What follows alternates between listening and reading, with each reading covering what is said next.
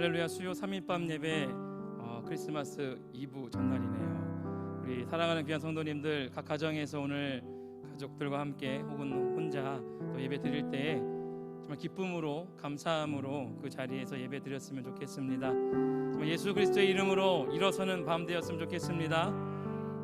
선하신 하나님의 능력이 오늘 이 밤 우리 가운데 나타날 줄 믿으십니까? 우리 아멘으로 화답하며 우리 함께 찬양으로 나아갔으면 좋겠습니다. 우리 예수의 이름으로 나는 일어서리라. 예수의 이름으로 나는 일어서리라. 주가 주신 능력으로 나는 일어서리라. 원수가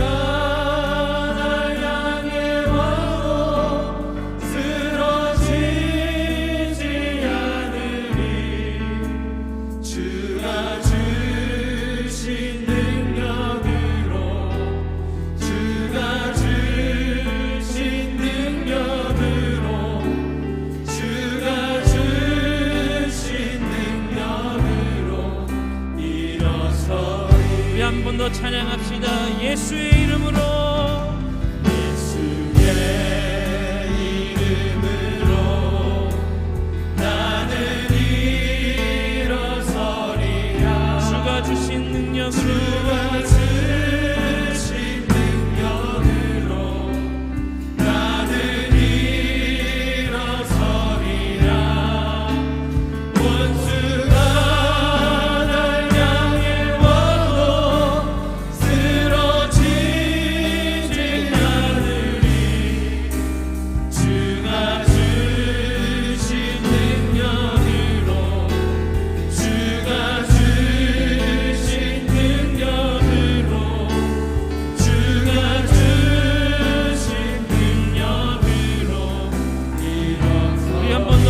고백하며 나갑시다. 예수의 이름으로,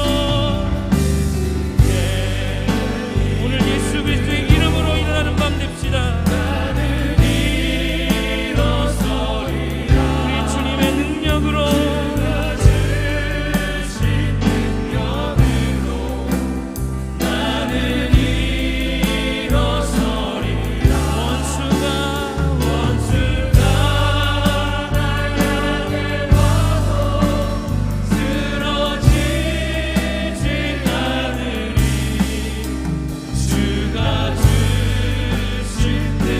원수가 주신 능력으로, 주신 능력으로, 주가 주신 능력으로 일어서리. 아멘.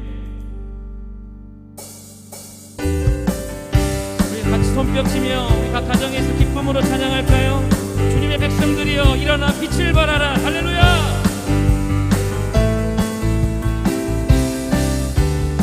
일어나라 주의 백성, 일어나라 주의 백성, 빛을 발하라. 주가 너의 영광으로 임하시리라. 일어나라 주의 백성, 일어나라 주의 백성, 빛을 발하라.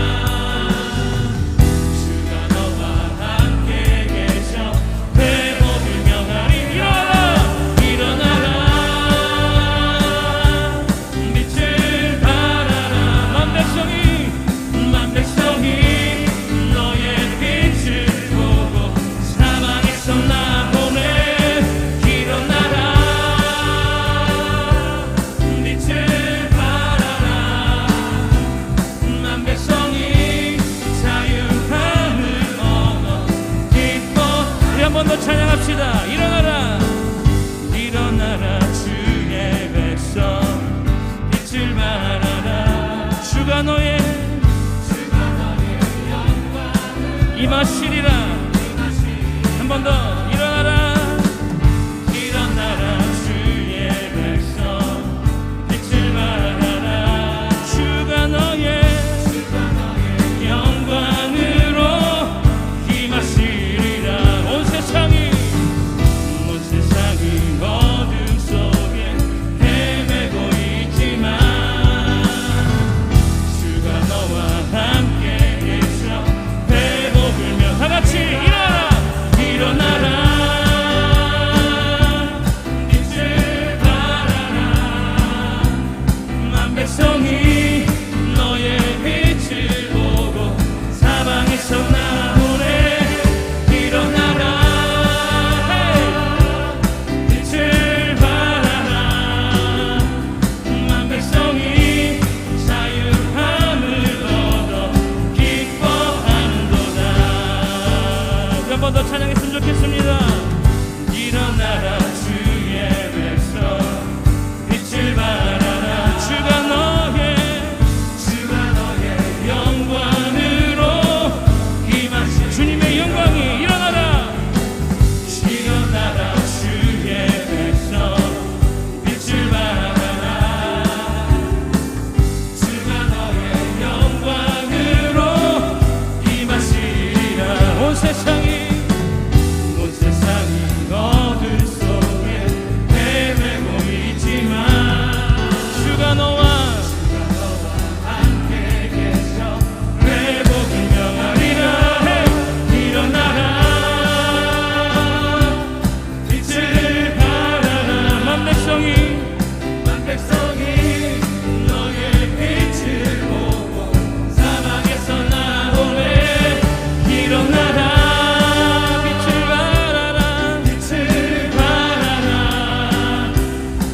백성이 자유함을 얻어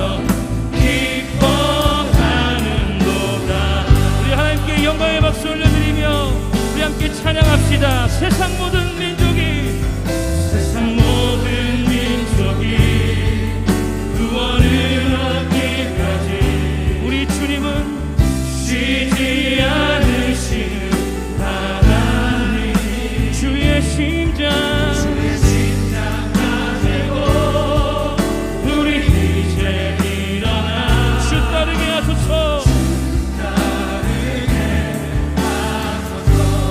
세상 모든 육체가 주의 영광 보도록 우릴 부르시는 하나님. 주의 손과 발 되어 세상을 치유하며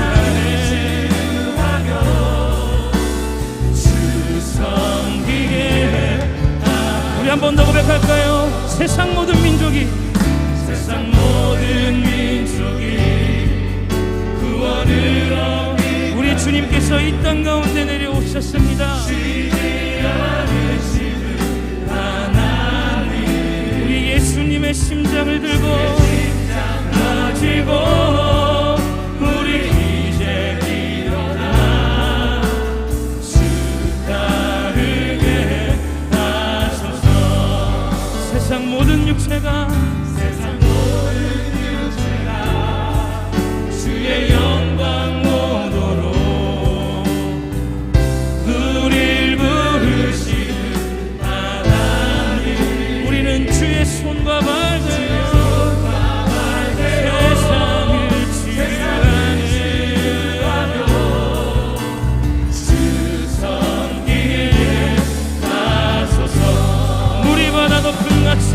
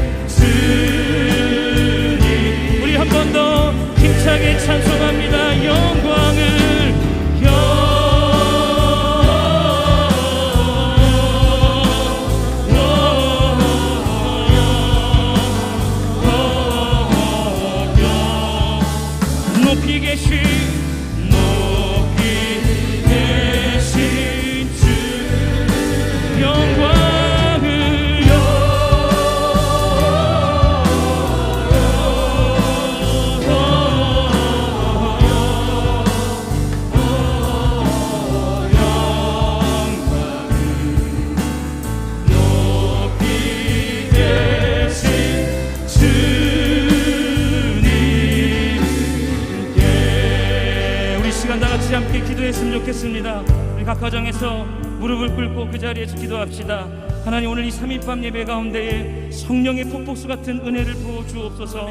오늘 말씀 전하시는 김준영 전도사님, 성령의 두루마기 입혀 주셔서 주의 말씀을 선포할 때에 부족함 없도록 그 말씀이 우리 마음밭 가운데 떨어지게 하시고 레마가 되게 하여 주옵소서라고, 이 땅의 모든 희망을, 이 땅의 모든 소망을 붙들고 나가는 거룩한 주의 백성들이 되게 하여 주옵소서라고 다 같이 우리 주여 한번 부르시고 오늘 예배를 위해 기도합니다. 주여. 아버지 하나님, 이 시간 감사함으로 주의 전에 나온 또 아버지 각 가정에서 예배드리는 귀한 성도님들을 축복하며 나아갑니다. 하나님께 다스리시는 거룩한 이 3일밤 예배가 되게 하여 주시고 우리 각 사람을 통하여 사실로 크고 빌미와 놀라운 일들을 기대하며 소망하며 나아갑니다. 친히 안수하여 주시고 예수 그리스도의 보혈로 덮어주시어서 우리 마음밭 가운데에 모든 악함들을 제하여 주시고 우리 마음밭 가운데 주의 말씀으로 변화되어지는 역사가 나타나지기를 간절히 소망합니다. 하나님, 정말 주님을 찬양하는 그 소리가 온 열방 가운데 선포되어지게 하시고 예수 그리스도의 나심을 축하하며 우리 입술로 영광을 외치는 거룩한 성도들이 되게 하여 주옵소서. 오늘 예배를 사모합니다. 기뻐 받아 주옵소서. 이 모든 말씀 우리 구주 예수 그리스도의 이름으로 기도드립니다. 아멘.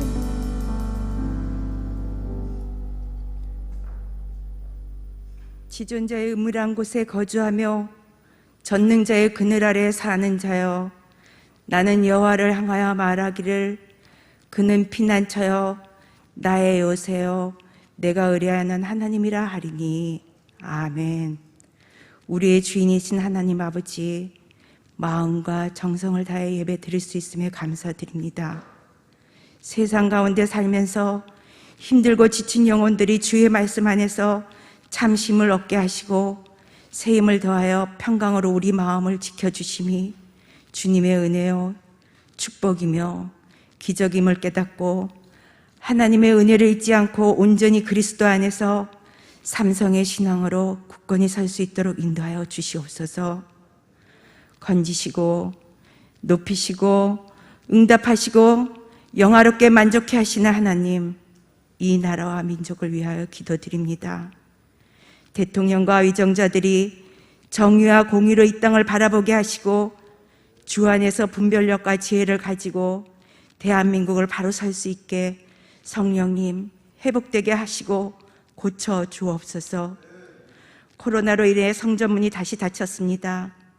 각 처소에서 성령님의 임재를 경험하며 말씀과 기도로 살아계신 하나님 음성을 듣는 귀가 열리게 하여 주옵시고 바이러스를 치료하사 마음껏 하나님을 찬양하는 날이 하루속히 오게 하소서. 때를 따라 도우시는 하나님, 다음 세대를 위하여 기도합니다. 그리스도 안에서 바로서 선한 영향력을 끼치며 주님의 영광을 위해 목적 있는 자가 되게 하시고 지혜롭고 보람있게 살아갈 수 있는 자가 되게 하옵소서. 주님, 12월 24일 2시부터 성전 순례를 하려 합니다. 진행되는 모든 과정 가운데 하나님께서 함께하여 주셔서 안전하게 지켜주시고 우리 모두가 아기 예수님 오심을 기뻐하며 감사하는 시간 되게 하옵소서. 이 시간 말씀 전하실 전도사님, 성령이 함께하사 선포되는 말씀이 약속의 말씀으로 받게 하여 주옵시고 아멘으로 답하는 우리들 되게 하여 주시옵소서. 삶 속에 그리스도의 향기가 나타날 수 있는 예배자로 주님의 나라를 기대하며 기도하고 주님과 손잡게 가는 친밀한 관계 속에 마무리하는 2020년을 희망하며 예수 그리스도 이름으로 간절히 기도드립니다.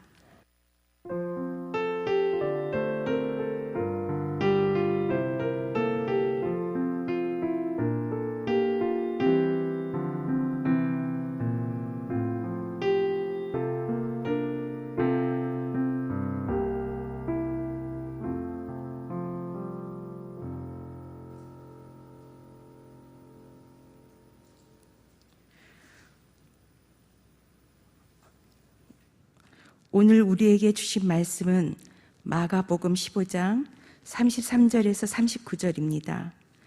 찾으신 후 저와 여러분이 함께 교독하시고 마지막 절은 합독하시겠습니다. 제6시가 되매 온 땅에 어둠이 임하여 제9시까지 계속하더니 제9시에 예수께서 크게 소리 지르시되 엘리 엘리 라마 사박다마 하시니 이를 번역하면 나의 하나님 어찌하여 나를 버리셨나이까 하는 뜻이라. 곁에 섰던 자 중 어떤 일이 듣고 이르되 보라 엘리야를 부른다 하고 한 사람이 달려가서 해면에 신 포도주를 적시어 갈대에 꿰어 마시게 하고 이르되 가만두라 엘리야가 와서 그를 내려주나 보자 하더라. 예수께서 큰 소리를 지르시고 숨지시니라. 이에 성소 휘장이 위로부터 아래까지 찢어져 둘이 되니라. 예수를 향하여 섰던 백부장이 그렇게 숨지기를 보고 이르되 이 사람이 진실로 하나님의 아들이었도다 하더라. 아멘. 아멘. 아멘. 각 가정에서 오늘 또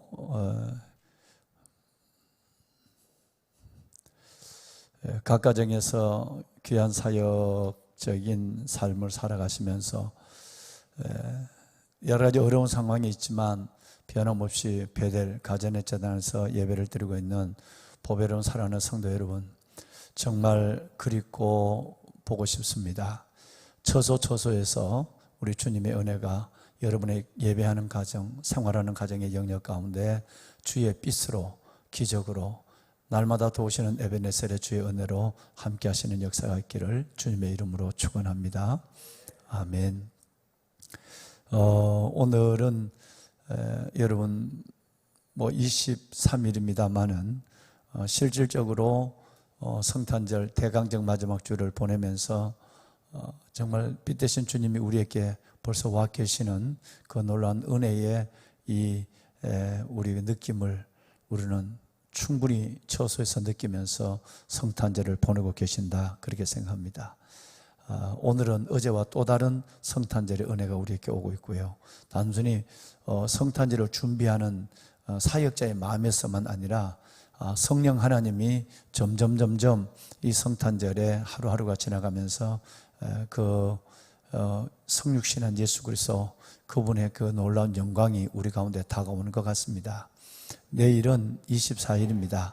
24일 성탄 이브인데 말씀을 드린 대로 그동안 이 성전의 문지방을 밟고 이 성전에서 마음껏 찬양하고 기도하고 마음껏 하나님 앞에 흡족한 가슴을 채우는 은혜를 갖고 예배하기를 원해도 예배드리지 못하는 여러분들의 심령이 얼마나 슬프고 안타까울까 하는 것을 느끼면서 저를 비롯한 우리 모든 교직원들은 여러분의 마음을 헤아려 알고 또 여러분을 품고 여러분의 거룩한 그 아름다운 이름을 불러가며 성전에서 매일매일 성전의 불을 이어가고 있습니다. 하나님께서 반드시 종들의 기도를 들으시사 여러분의 가정과 삶에 은혜를 주실 줄로 믿습니다. 말씀드린 대로 내일부터 이번 주일까지는 특별한 시간을 저희들이 계획했습니다. 단순한 어떤 행사가 아니라 정말 우리 모든 교직원들이 기도하면서 여러분들을 뵙고 싶고 또 기다리는 마음에서 이 일들을 준비한 겁니다. 이름하여 홀리 우리 워킹이라고 하는 거룩한 성전 순례의 걸음을 계획을 했죠. 아마 광고를 여러분 들으셨겠는데 내일 오후 2시부터 이 걸음들을 여러분 하시도록 성전문을 열도록 하겠습니다. 그래서 너무 한목에 많이 오시면 한목에 다 시간을 맞춰 오기가 참 어렵죠. 언제 가야 사람들이 성도분들이 적게 계신지 몰라요. 오시면 또 오시는 대로 저희들이 카페라든가 이렇게 거리를 맞춰서 가족 단위로 몇이니까 그다지 복잡하지 않을 거예요. 이렇게 하면서 잘 안내를 하도록 하겠습니다. 내일부터 25일 날 성탄절, 그리고 그 다음 날 26일 토요일이죠. 그리고 27일 주일까지 오후 시간에 2시부터 5시까지 3시간 동안 성전을 개방하고 우리 교회 우리 교직원들이 여러분들을 기다리도록 그렇게 하겠습니다. 특별히 25일 날은 공휴일이기 때문에 많은 분들이 오실 것 같아서 25일 날은 저녁 7시까지 2시부터 저녁 7시까지 교회를 2시간 더 연장해서 오픈하도록 그렇게 하겠습니다. 기도하시고 설레는 마음으로 성전에 오셔서 그토록 평소에 와서 기도하고 싶은 이 성전에서 다음 5분이든지 10분이든지 오셔서 촛불을 켜놓고 기도하시면 되겠습니다. 순서를 잠깐 말씀을 드리도록 하겠습니다. 1층 로비에 오시면 우리 교회 교직원들이 여러분들을 안내할 겁니다. 그래서 1층 로비에서 성지순례 안내를 잠깐 들으시고 2층 대예배실로 이동하시게 될 겁니다. 2층이 또 이렇게 사회적 거리들로 가득 차면 또 중삼층으로 또 메시는 안내를 하겠습니다. 오시자마자 가운데 통로, 우리 워낙 우리 교회는 이 일들이 잘 연습 훈련이 되어 있습니다. 왜냐하면 송구 영신 예배 때부터 우리가 훈련했으니까 쭉 가운데 복도로 나오시면 자, 이제 저를 좀 비춰주세요. 여러분 오늘 이렇게 아니요, 예, 아까 좀 전에 화면을 비춰주세요. 예. 이렇게 지금 교회가 오늘 또 지금 이 모습 그대로 셋업이 되어 있습니다. 오시면 가운데 통로로 걸어오시면, 자, 한번 보여주실까요? 가운데 통로로 걸어오시면 가운데 카메라를 잡으세요. 옆 카메라 말고 가운데 카메라를 잡으세요. 가운데. 나를 보는 중앙 카메라를 잡으시라고요. 예, 그렇죠. 예. 네, 쭉 더 미세요. 예. 여러분, 지금 우리 방송실에 있는 분들이 훈련하니까 여러분 이해하세요. 지금 다 이제 연습해가지고 교육자들이 많이 바뀌었으니까 카메라를 지금 훈련하고 있는 중에 있습니다. 그러니까 여러분 이해하시길 바랍니다. 이렇게 들어오시면, 그 가운데 통로로 들어오시면 쭉 한번 당겨보세요. 당겨보시면 이렇게 촛불이 켜져 있는 이 앞이 있습니다. 여기 오셔서 여러분, 만약에 성탄절 헌금이 준비됐었으면 이 헌금함에다가 이 초가 놓여 있는 이 초 밑에 있는 이 상자가 헌금함이에요. 여기에다가 예물을 성탄 예물을 넣으시고, 양쪽 옆에 보면 이 양쪽 옆에 바로 이것이 바로 하나님의 말씀, 2021년 하나님의 말씀입니다. 이 말씀을 가족끼리 쭉 나와서 뽑으시는 거예요. 물론 혼자 나오셔도 되고요. 그런데 가족은 가족끼리 다 같이 나오셔서 여기서 예물을 넣으시고 그 다음에 말씀을 뽑으시는 겁니다. 뽑으시면 옆에 가시면 이렇게 이쁜 실질적인 초가 이렇게 들어 있습니다. 아마 보이실 텐데요. 이 초를 가지고 옆에 보면 이렇게 초를 켤 수 있는, 내일 또 안내를 하겠습니다만은 이렇게 초를 켤 수 있는 조그마한 라이터가 준비되어 있습니다. 점등 키가 준비되어 있는데요. 여기 이걸 두 개 같이 들고 들어가시는 거예요. 들고 들어가셔서 촛불을 켜시고 놓으시면 나중에 이것은 저희들이 수고하겠습니다만, 그리고 촛불을 앞에다 두시고 자기 책상 위에다가 앞에 있는 테이블 위에다가 촛불을 두시고 여러분 기도합니다. 왜냐하면 이것이 많은 교회들 해서 이건 천주교의 전유물이 된 것 같은데 그것이 아니라 성전에 초를 켜는 이유는 바로 예수 그리스도의 빛으로 오신 요한복음 1장 4절에 빛으로 오신 예수 그리스도를 상징하는 겁니다. 종은 자기를 쳐서 소리를 내고, 소금은 자기를 녹여서 맛을 내고, 초는 자신을 태워서 빛을 내는 거예요. 그래서 예수님이 우리를 위해서 온 보혈을 한 방울까지 흘리시면서 희생하신 주님을 상징하는 그 의미로 촛불을 켜놓고 잠시 기도하고 촛불을 두시고 그냥 가는 거예요. 그러면 나머지는 우리 사역자들이 다 알아서 해요. 촛불을 두시고 그냥 가면 거기에 여러분이 앉았던 자리에 최소한 3시간 이상 촛불이 켜져 있어요. 그러면 또 다음 온 분들이 초를 켜면 이 성전에 앉지 않았었던 자리에 앉으니까 이 성전에 촛불이 가득하게 되겠죠? 앉지 않는 자리에. 그렇게 되면 나중에 저희들이 초를 한번 다 정리해 가는 그런 시간을 가질 것입니다. 매우 은혜가 될 것이에요.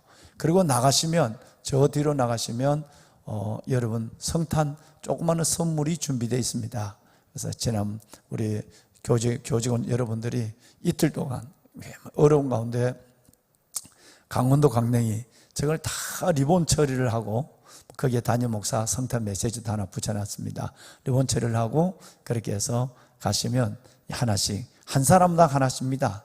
우리 어린 자녀들부터 시작해서 장년까지 하나씩 가지고 가시게 되겠습니다. 요 순서로 진행이 될 거니까요. 내일 오시면 안내를 합니다만 대략 이렇게 진행된다는 부분만 아시면 되겠습니다.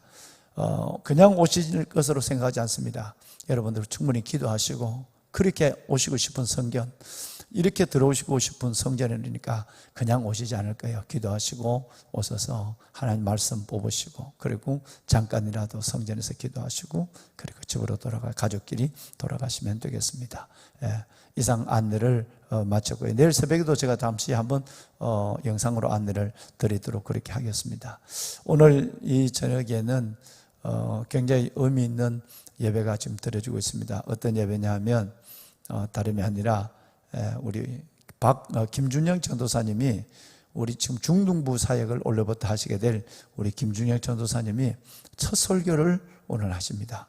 마음이 얼마나 기대가 되고 또 설레겠습니까? 때로는 또 마음에 조금 두근거리기도 하실 텐데, 여러분 각 처소에서 말씀을 들으시면서 큰 은혜 받는 시간이 될 수 있기를 바랍니다. 우리 교직원 여러분들은 우리 한번 우리 전도사님 은혜 받겠습니다 하는 마음을 갖고 박수로 우리 한번 강단에 메실까요? 네, 오늘 감사합니다. 예, 감사합니다.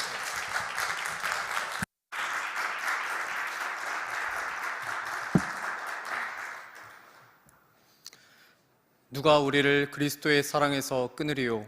환난이나 곤고나 박해나 기근이나 적신이나 위험이나 칼이랴. 어떤 것도 우리를 그리스도의 사랑에서 끊을 수 없습니다. 환난도 곤란도 박해도 굶주림도 벌거벗음도 위험도 칼도 우리를 그분의 사랑에서 끊을 수 없습니다. 왜냐하면 하나님이 예수 그리스도를 통해서 우리를 향한 당신의 절절한 사랑을 입증하셨기 때문입니다. 당신의 아들 안에서 우리를 끝까지 사랑하시기로 결정하셨기 때문입니다. 그 증거가 바로 십자가입니다. 성도 여러분, 하나님의 사랑은 절대로 변하지 않습니다. 우리는 그 하나님의 사랑에서 절대로 끊어질 수 없습니다. 이 사실을 반드시 기억하시기 바랍니다. 나아가 어떠한 시련과 역경 속에서도 담대하게 살아가시기를 주님의 이름으로 축복합니다. 하나님의 아들 예수님께서 인간의 육신을 입고 이 땅에 오셨습니다. 예수님께서 이 땅에 오신 이유는 우리의 죄를 용서하시기 위함이요, 자신의 육신을 희생시킴으로써 우리를 구원하기 위함입니다. 예수님께서 드디어 때가 되셨습니다. 예수님께서는 신성모독이라는 제목으로 막강한 권력과 힘을 가진 이스라엘의 최고 의결기관인 산헤드린 공회에서 신문을 받으셨습니다. 그리고 당시 이스라엘을 군림하고 있었던 로마의 법정으로 이송되었고, 그곳에서 총독 빌라도에 의해서 십자가형을 받게 되었습니다. 십자가형은 당시 로마 제국에서 가장 혹독한 사형 집행 방법이었습니다. 십자가 형벌이 얼마나 끔찍하고 잔인했는지, 그 당시에 십자가형을 받게 되면 그 십자가형의 선고를 받은 가족들은 로마 제국에 큰 돈을 지불하면서 제발 다른 방법으로 사형시켜 주십시오, 이렇게 요청하기도 했습니다.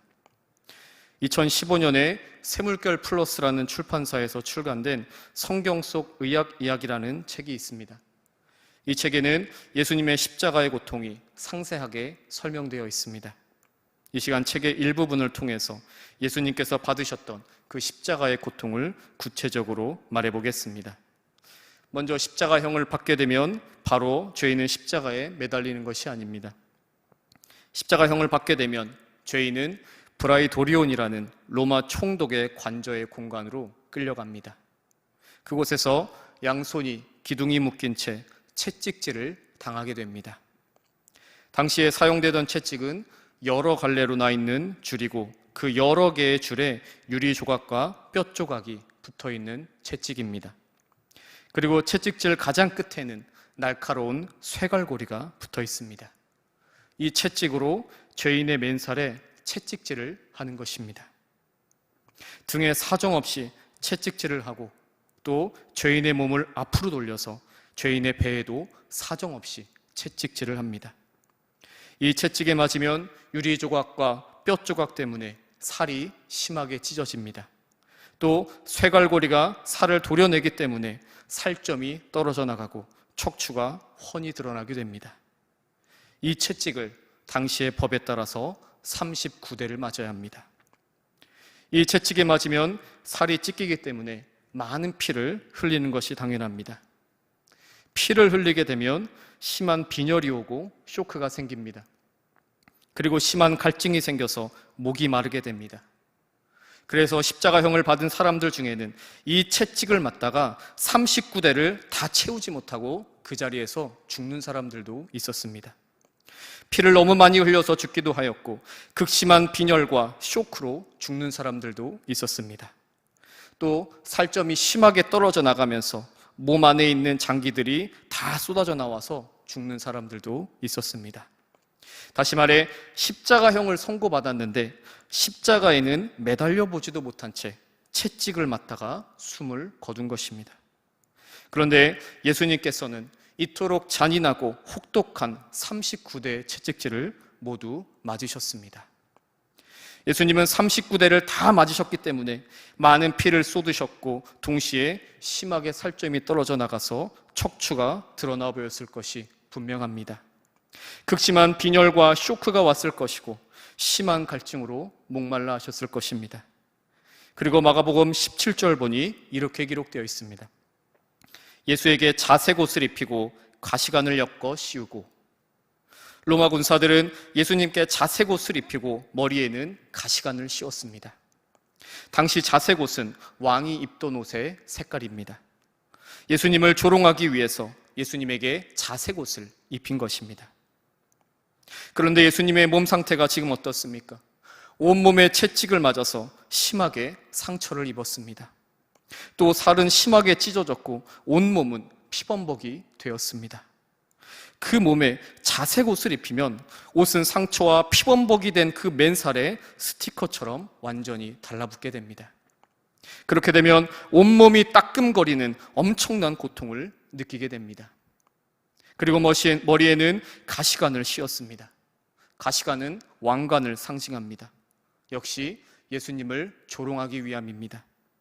그 가시관의 가시는 너무 날카롭고 억세서 두피를 파고들었을 것이고 또 살 속으로 깊게 들어갔을 것입니다. 두피에는 많은 혈관들이 있기 때문에 혈관들은 가시에 찔려 모두 손상되었을 것입니다. 가시에 찔리는 고통에 혈관의 손상까지 더해져서 예수님은 극심한 두통의 고통을 느끼셨을 것입니다. 그리고 앞에서 말씀드렸듯이 예수님이 이미 채찍을 39대나 맞으셨기 때문에 심한 빈혈과 쇼크도 있는 상태입니다. 또 너무나 어지럽고 목이 마른 상태입니다. 거기에 온몸이 따끔거리는 극심한 통증과 심한 두통이 더해졌습니다. 그리고 마가복음 19절과 20절에는 이렇게 기록되어 있습니다. 갈대로 그의 머리를 치며 침을 뱉으며 꿇어 절하더라. 희롱을 당한 후 자색 옷을 벗기고 도로 그의 옷을 입히고 십자가에 못 박으려고 끌고 나가니라. 로마 군사들은 갈대로 예수님의 머리를 내리치며 침을 뱉었습니다. 그 앞에 꿇어 엎드려서 거짓 왕이라고 놀리면서 조롱하였습니다. 그리고 로마 군사들은 예수님이 입고 있던 그 자색 옷을 벗겼습니다. 앞에서 말씀드렸듯이 자색 옷은 예수님의 살에 스티커처럼 완전히 달라붙은 채 고통을 주고 있다고 했습니다. 그런데 그 자색 옷을 다시 벗긴 것입니다. 예수님의 생살에 완전히 붙어있던 그 옷이 갑자기 떨어져 나가면서 예수님은 또 한 번 극심한 고통을 느끼셨을 것입니다. 자색 옷을 벗겼다라는 표현보다는 자색 옷을 뜯어냈다라는 표현이 더 적절한 표현일 것 같습니다. 그리고 예수님은 다음 단계로 넘어가야 합니다. 그 다음 단계는 자신이 매달릴 십자가를 지고 직접 해골의 곳이라고 불리우는 골고다 언덕으로 걸어가는 것입니다. 그곳까지의 거리는 총 800m입니다. 그곳까지 죄인이 혼자 십자가를 지고 가야 합니다.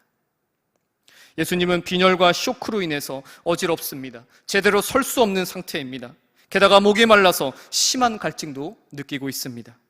온몸은 따끔거리고 화끈거리는 통증이 계속해서 지속되고 있습니다. 머리에는 억센 가시면류관이 씌워져 있고 심한 두통이 있고 두피에서는 계속 피가 흘러내리고 있습니다. 두피에서 흘러내리는 피는 계속 예수님의 눈으로 들어갔을 것이고 예수님은 눈을 뜨는 것이 힘들었을 것입니다. 그런데 예수님은 그런 몸 상태로 90kg에 육박하는 무겁고 큰 나무 십자가를 지시고 800m를 걸어가야 합니다. 무게도 무게이지만 그 십자가의 나무는 곱고 부드러운 나무가 아닙니다.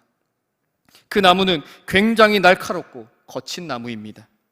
나무의 가시들은 살 속으로 파고들게 되고 나무를 지는 어깨와 등에 극심한 고통을 주게 됩니다.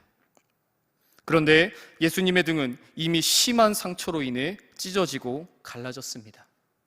피와 진물이 계속 나오고 있습니다. 이미 예수님의 등은 만신창이가 되었습니다. 찢어지고 갈라진 상처 사이로 날카롭고 거친 나무의 가시들이 파고들었을 것이 분명합니다.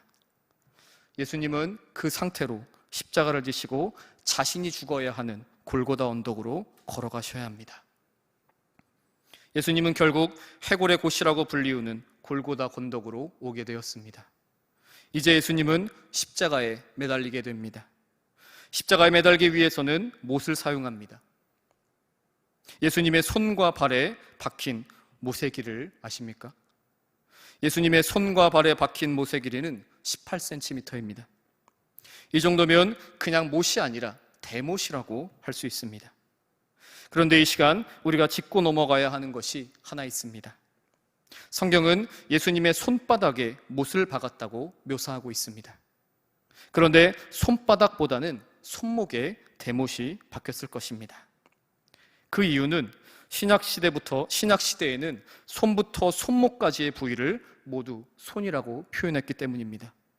손바닥에 대못을 박으면 그 몸무게 때문에 손바닥이 찢겨져서 십자가에서 떨어질 확률이 높습니다. 그렇게 손목에 못을 박았을 것입니다. 특히 감각 운동 중추신경인 척골신경이 지나가는 그 양손목에 대못이 박혔을 것입니다. 이 척골신경은 근육이나 뼈로 보호되지 않은 신경 중에서 가장 크고 손상되기도 쉽습니다. 이 부위에 못을 박았을 때의 고통은 어마어마합니다. 그 다음에는 예수님의 두 발에서 다리뼈 관절에 인접한 첫째와 둘째 발바닥 뼈 사이에 대못이 박혔을 것입니다. 이때 내측 족저신경이 손상당해 손목에 못을 박았을 때와 마찬가지로 극심한 통증을 겪었을 것임에는 두말할 나위가 없습니다. 그리고 십자가에 달리면 몸무게 때문에 팔이 늘어지게 됩니다. 예수님은 이미 몸의 피로가 충분히 쌓인 상태라 얼마 지나지 않아 어깨가 탈골되었을 것입니다. 이런 식으로 매달린 채 숨을 쉬기 위해서는 팔꿈치를 구부리면서 어깨를 들어 몸을 위로 끌어올려야 합니다. 그런데 못이 박힌 팔에 체중을 싣는 과정에서 고통은 배가 됩니다. 또한 손목을 돌려 팔꿈치를 구부리면 신경 손상이 더 심해져서 호흡할 때마다 지독한 고통과 산소 부족을 경험하게 됩니다. 그런데 이 극심한 십자가 형벌은 언제 끝나는 것일까요? 매달려 있는 죄인이 죽어야 끝납니다. 이 상태로 죄인은 죽을 때까지 십자가에 매달려 있는 것입니다. 어떤 사람은 몇 시간 만에 죽기도 했고 또 어떤 사람은 일주일을 버티다가 죽는 사람도 있었습니다. 그런데 이 십자가는 육체적인 고통만 경험하는 장소가 아닙니다. 육체적인 고통과 더불어서 정신적 고통도 함께 경험하는 장소입니다. 예수님의 십자가 고난을 묘사한 성화들에는 예수님의 십자가에 못 박히신 그 예수님의 하체가 천으로 가려져 있습니다. 그러나 2000년 전 십자가형에 처해지는 사형수는 알몸으로 못 박혔던 것으로 전해지고 있습니다. 그와 같은 이유로 예수님은 벌거숭이의 모습으로 십자가에 매달리셨을 것입니다. 자고로 사회를 움직이는 토대가 서양은 양심이었고 동양은 체면이었습니다. 말 그대로 동양 문화권에서는 체면을 지키지 못하는 것을 굉장히 수치스럽게 생각했습니다. 당시 유대인들은 동양의 문화권에 있었습니다. 그리고 그들은 수치를 당하는 것을 굉장히 꺼려했습니다. 그런데 예수님이 많은 군중들 앞에서 그 공개적인 장소에서 벌거숭이의 모습으로 십자가에 매달린 것입니다. 그것은 분명 체면을 지키지 못하는 행동이고 엄청난 수치였음에는 두말할 나위가 없습니다. 수많은 군중들은 그런 예수님을 향해서 조롱하고 놀렸을 것입니다. 그리고 십자가에 달린 예수님의 머리 위에 나무판이 하나 달려 있었습니다. 이 나무판이 무엇인지 오늘 본문 말씀 26절을 통해서 확인할 수 있습니다. 그 위에 있는 죄패에 유대인의 왕이라 썼고, 그 나무판은 죄명이 기록되어 있는 죄패입니다. 말씀에서 보았듯이 죄명에는 유대인의 왕이라고 씌어져 있습니다. 왜 유대인의 왕이라고 썼을까요? 그것은 로마 제국이 자신들의 지배하에 있는 그 유대인들과 지도자들을 모욕하기 위함입니다. 너희들의 왕이 이렇게 무력하다. 너희 유대인들은 우리 로마 제국의 밥이야. 이런 모욕적인 내용의 말들이 그 죄패에 담겨져 있는 것입니다. 즉 예수님은 로마 제국의 정치적인 도구로도 이용되었습니다. 이어서 오늘 본문 말씀 29절에서 32절까지의 말씀에 예수님에 대한 조롱이 계속해서 열거되고 있습니다. 지나간 자들은 자기 머리를 흔들며 예수를 모욕하여 이르되 아하 성전을 헐고 사흘에 짓는다는 자여 내가 너를 구원하여 십자가에서 내려오라 하고 그와 같이 대제사장들도 서기관들과 함께 희롱하며 서로 말하되 그가 남은 구원하였으되 자기는 구원할 수 없도다. 이스라엘의 왕 그리스도가 지금 십자가에서 내려와 우리가 보고 믿게 할지어다 하며 함께 십자가에 못 박힌 자들도 예수를 욕하더라. 29절에 머리를 흔들었다는 것은 멸시와 비웃음을 뜻합니다. 지나가는 사람들이 십자가에 매달리신 예수님을 향하여 멸시와 비웃음으로 조롱한 것입니다. 그리고 대제사장들과 서기관들은 다른 사람은 구원하면서 정작 자신은 구원할 수 없다고 희롱하였습니다. 심지어 예수님의 양옆에 매달린 그 두 명의 강도들도 예수님께 욕설을 퍼부었습니다. 이처럼 예수님께서는 극심한 육체적 고통을 받는 것에 더불어서 극심한 정신적 고통도 받으신 것입니다. 오히려 육체적 고통보다 정신적 고통이 더 크셨을 것입니다. 그리고 이제 예수님의 극심한 그 정신적인 고통의 클라이막스가 이어집니다. 본문 말씀 34절입니다. 제9시에 예수께서 크게 소리 지르시되 엘리 엘리 라마 사막다니 하시니 이를 번역하면 나의 하나님 어찌하여 나를 버리셨나이까 하는 뜻이라. 제9시는 오후 3시입니다. 예수님께서 십자가에 달리시고 6시간이 지나자 예수님께서 엘리 엘리 라마 사박다니라고 크게 소리 지르셨습니다. 이 말의 뜻은 말씀 후반부에 나와 있듯이 나의 하나님 어찌하여 나를 버리셨나이까 라는 뜻입니다. 이 예수님의 외침은 무엇입니까? 하나님의 진노로 인한 완전한 단절을 뜻하는 것입니다. 아버지인 하나님께서 자신의 아들 예수님을 완전히 버리신 것입니다. 예수님은 자신이 아버지로부터 버림받았다는 그 사실을 처절하게 느끼시고 엘리 엘리 라마 사막다니라고 크게 외치신 것입니다. 이렇게 예수님의 정신적 고통은 극에 달하게 되고 결국 십자가 위에서 6시간 만에 죽음을 맞이하셨습니다. 성도 여러분, 우리가 예수님의 십자가를 생각할 때 가볍게 생각할 수 없는 이유가 여기에 있습니다. 예수님이 매달리신 그 십자가는 우리가 상상하는 그 이상으로 극심한 고통이 수반되는 장소였습니다. 우리는 십자가를 바라볼 때 액세서리 수준으로 바라보면 안 됩니다. 십자가는 예수님께서 극심한 육체적 고통과 정신적 고통을 모두 경험하시고 죽으신 장소입니다. 이제 우리가 그 십자가를 바라볼 때 예수님께서 경험하신 그 강렬한 뜨거운 고통을 기억해야 합니다. 그리고 우리를 위해 십자가에서 죽으신 그 뜨거운 사랑을 마음에 새겨야 합니다. 예수님께서 우리를 일방적으로 사랑하셔서 아무 자격 없는 조건 없이 우리를 일방적으로 사랑하셔서 2000년 전에 우리를 대신해서 그 자리에 계셨던 것입니다. 그런데 예수님의 이야기가 이렇게 막이 내리게 되었나요? 그렇지 않습니다. 예수님의 이야기는 예수께서 숨지시니라 해서 마침표가 찍혀지지 않았습니다. 놀랍게도 예수님께서 죽으신 후에 그 자리에서 놀라운 반전이 일어났습니다. 본문 말씀 38절입니다. 이에 성소 휘장이 위로부터 아래까지 찢어져 둘이 되니라. 성소 휘장은 지성소를 성전의 다른 장소와 분리하는 거대한 커튼입니다. 이때 당시 유대인들은 성소 휘장을 지나서 지성소를 들어가야만 하나님을 만날 수 있었습니다. 그런데 성소 휘장을 지나서 지성소에 들어갈 수 있는 사람은 오직 대제사장 한 명뿐이었습니다. 그리고 1년에 딱 한 번만 그곳에 들어갈 수 있었습니다. 그때 당시에는 아무나 하나님께 나아갈 수 없었고 또 아무 때나 하나님을 만날 수도 없었습니다. 하나님께 나아가는 길을 성소 휘장이 막고 있었기 때문입니다. 그런데 예수님께서 십자가에 달려 죽으시자 그 성소 휘장이 완전히 찢어졌습니다. 성소 휘장이 찢어졌다는 것은 무엇을 의미합니까? 바로 인간이 하나님께 나아가는 길이 활짝 열리게 된 것을 의미합니다. 그래서 우리 모두는 언제나 하나님께 나아갈 수 있게 되었고 또 언제나 하나님을 만날 수 있게 된 것입니다. 얼마나 놀라운 은혜의 반전입니까? 조롱과 수치 그리고 고통이라는 그 십자가 처형의 장소에서 놀라운 기적과 생명의 역사가 일어날 것을 어느 누가 알았겠습니까? 그런데 더 놀라운 반전은 여기서 끝나지 않습니다. 본문 말씀 39절입니다. 예수를 향하여 섰던 백부장이 그렇게 숨지심을 보고 이르되 이 사람은 진실로 하나님의 아들이었도다 하더라. 십자가 처형 장소에 있던 백부장의 입에서 아주 놀라운 고백이 흘러나왔습니다. 숨지신 예수님을 향해 이 사람이 진실로 하나님의 아들이라고 고백한 것입니다. 이 백부장은 십자가를 책임지던 로마군 장교였습니다. 50명에서 100명 사이의 로마 군인을 지휘하는 로마 군대의 중추적인 인물입니다.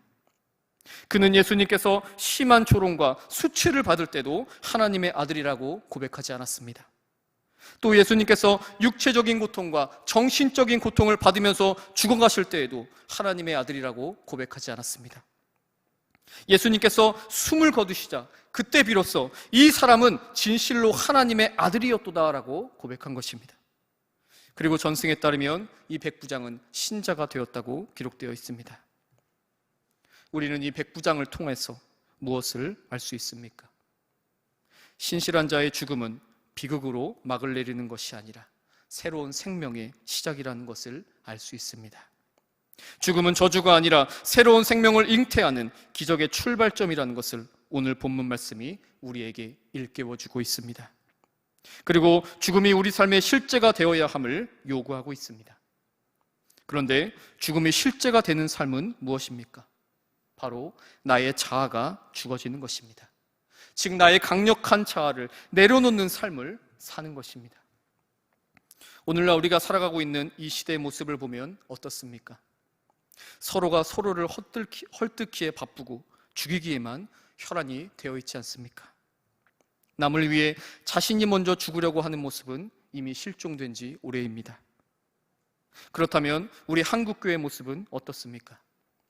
저는 그동안 교회를 섬기면서 남을 위해서 내가 먼저 죽으려고 하는 사람들을 많이 보지 못했습니다. 대부분의 사람들은 내가 먼저 죽으려고 하기보다는 나를 위해서 저 사람이 먼저 날 위해 좀 죽어줬으면 좋겠다, 남이 먼저 죽어주기를 바라고 있습니다. 또 우리들의 가정에서는 어떻습니까? 혹시 남편이 먼저 죽어주기를 바라고 있지는 않습니까? 아내가 먼저 죽어주기를 바라고 있지 않습니까? 그리고 자녀가 먼저 죽어주기를 바라고 있지는 않습니까? 왜 그런 생각이 드는 것입니까? 우리 모두에게는 내가 이 세상의 중심이라는 자기 중심성이라는 강력한 자아가 살아있기 때문입니다. 그 자기 중심성은 자기 자신을 보지 못하게 하고 오직 상대방만 보게 합니다. 상대방을 보고 있으면 어떻습니까? 너무 답답해서 환장을 누르시지 않습니까? 그런데 우리는 너무 억울해할 필요가 없습니다. 왜냐하면 상대방도 나 때문에 숨 넘어간 지 이미 오래이기 때문입니다. 우리 모두는 피차 마찬가지인 사람들입니다. 사실 다른 사람을 위해서 내가 먼저 죽는 것은 정말 너무너무 어렵습니다. 인간의 힘으로는 도저히 할 수 없을 것 같습니다. 주님, 정말 못하겠습니다. 정말 제가 저 사람을 위해서 죽는 것이 불가능합니다. 제가 어떻게 합니까? 저는 못하겠습니다. 이렇게 고백하는 것이 우리의 정상적인 인간의 모습입니다. 그럼 어떻게 해야 합니까? 그렇기 때문에 우리는 기도해야 합니다. 너무 뻔한 답이지만 그 뻔한 답이 진리이기 때문에 강조하지 않을 수가 없습니다. 예수님도 기도하셨던 분이셨음을 우리는 성경을 통해 알 수 있습니다. 예수님께서 십자가에 달리시기 전에 겟세마네 동산에서 하나님께 드린 기도를 우리 모두 알고 있을 것입니다. 마태복음 26장 39절입니다. 얼굴을 땅에 대시고 엎드려 기도하여 이르시되 내 아버지여, 만일 할만하시거든 이 잔을 내게서 지나가게 하옵소서. 그러나 나의 원대로 마시옵고 아버지의 원대로 하옵소서 하시고. 예수님께서는 십자가의 죽음을 피하고 싶으셨습니다. 왜냐하면 앞에서 말씀드렸듯이 그 십자가의 잔은 너무나 극심한 고통이 수반되기 때문입니다. 그런데 예수님께서는 자신이 십자가의 잔을 마시는 것이 정말 아버지의 뜻이라면 내가 아버지의 뜻대로 하겠습니다, 이렇게 기도하셨습니다. 주님, 하나님, 그것만큼은 정말 피하고 싶지만 그것이 아버지의 뜻이라면 하겠습니다, 이렇게 기도하신 것입니다. 예수님은 아버지 하나님께 기도함으로써 힘을 얻을 수 있었고 나아가 모든 사람들을 위해서 죽으실 수 있었습니다. 그렇다면 이제 우리가 어떻게 해야 할지가 자명해집니다. 나의 자아가 죽어지는 삶을 살기 위해서 우리는 하나님께 기도해야 합니다. 주님, 제 힘으로는 할 수 없습니다. 도저히 불가능합니다. 그러니까 주님께서 저를 붙들어 주시옵소서, 저와 함께하여 주시옵소서, 제가 하나님의 미랄이 되어서 온전히 죽어질 수 있도록 힘을 주시옵소서, 이렇게 기도해야 합니다.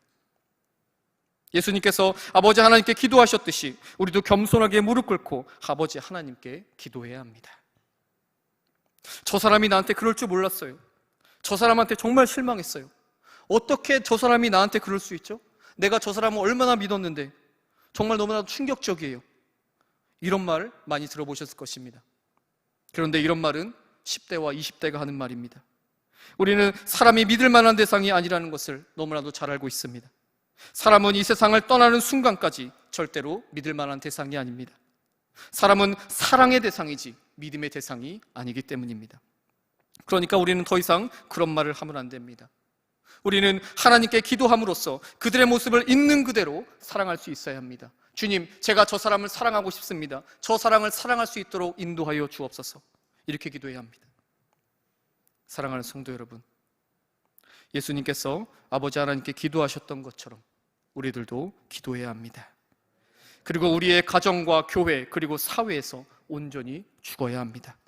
그럴 때에 하나님의 놀라운 능력과 기적이 나타나게 될 것이고 새로운 생명도 잉태될 것입니다.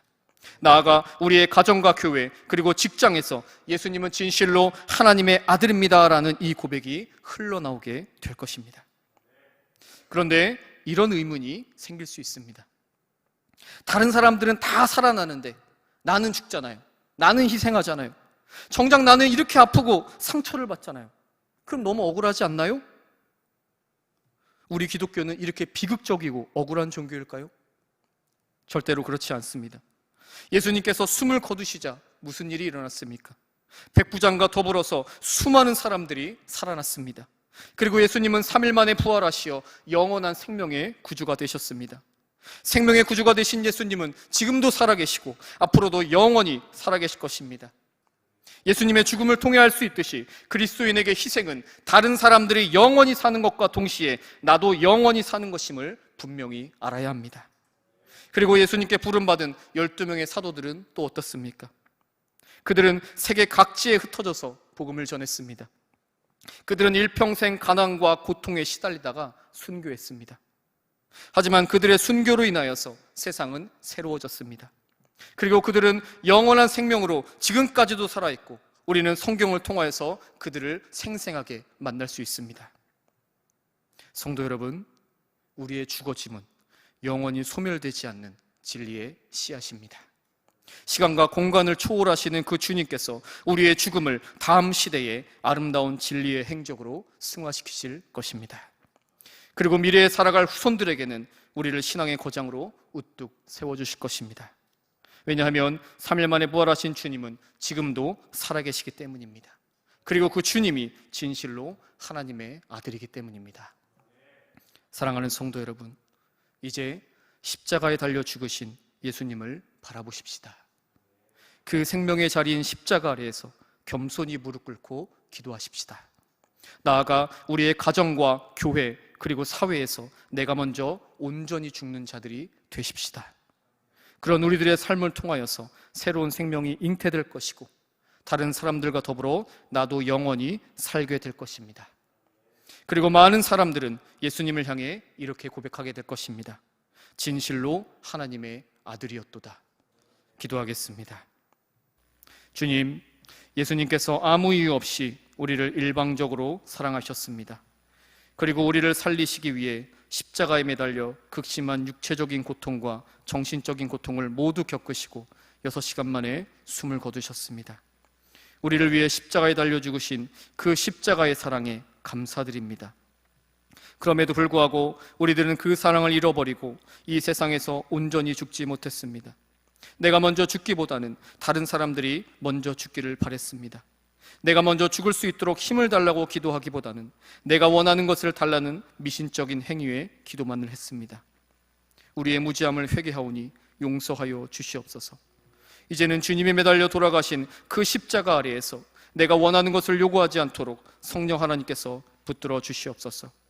겸손하게 무릎 꿇고 내가 먼저 온전히 죽어질 수 있는 힘을 달라고 기도할 수 있도록 성령 하나님께서 주장하여 주시옵소서. 사랑의 주님, 우리 기독교는 말로 설득되어지는 종교가 아니라 내가 먼저 죽어야 설득되어지는 종교임을 믿습니다. 우리의 가정과 교회 그리고 직장에서 내가 먼저 하늘의 미랄이 되어 죽어질 수 있도록 인도하여 주시옵소서.